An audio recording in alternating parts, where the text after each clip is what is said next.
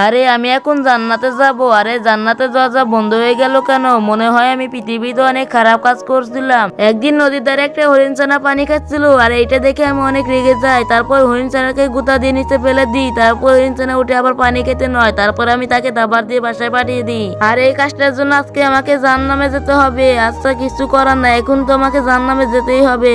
আরে ওই গরুটাকে তো জাহান্নামে পাঠিয়ে দিল, তাহলে মনে হয় আমাকেও পাঠিয়ে দেবে। আরে জাহান্নামের দরজা বন্ধ হয়ে গেল কেন? তো একদিন একটা জঙ্গলের ভেতর দিয়ে ভেড়ার বাচ্চা যাচ্ছিল, আর একটা জীবন্ত গাছ ভেড়ার বাচ্চাটাকে মেরে ফেলছিল। সেই টাইমে আমি ভেড়ার বাচ্চাটাকে এসে বাঁচিয়ে ফেলি। তো এই ভালো কাজটার জন্য আজকে আমি জান্নাতে যেতে পারবো।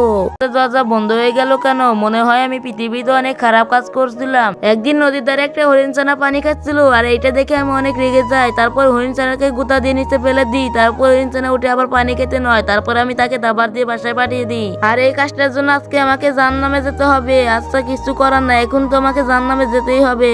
আরে ওই গরুটাকে তো জাহান্নামে পাঠিয়ে দিল, তাহলে মনে হয় আমাকেও পাঠিয়ে দেবে। আরে জাহান্নামের দরজা বন্ধ হয়ে গেল কেন?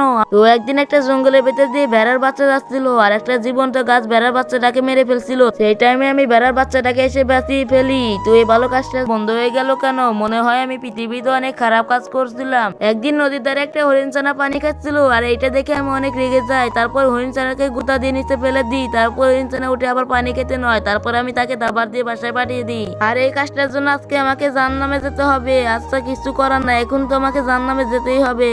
আরে ওই গরুটাকে তো জাহান্নামে পাঠিয়ে দিল, তাহলে মনে হয় আমাকেও পাঠিয়ে দেবে। আরে জাহান্নামের দরজা বন্ধ হয়ে গেল কেন? তো একদিন একটা জঙ্গলের ভেতর দিয়ে ভেড়ার বাচ্চা যাচ্ছিল, আর একটা জীবন্ত গাছ ভেড়ার বাচ্চাটাকে মেরে ফেলছিল। সেই টাইমে আমি ভেড়ার বাচ্চাটাকে এসে বাঁচিয়ে ফেলি। তো এই ভালো কাজটার জন্য আজকে আমি জান্নাতে যেতে পারবো।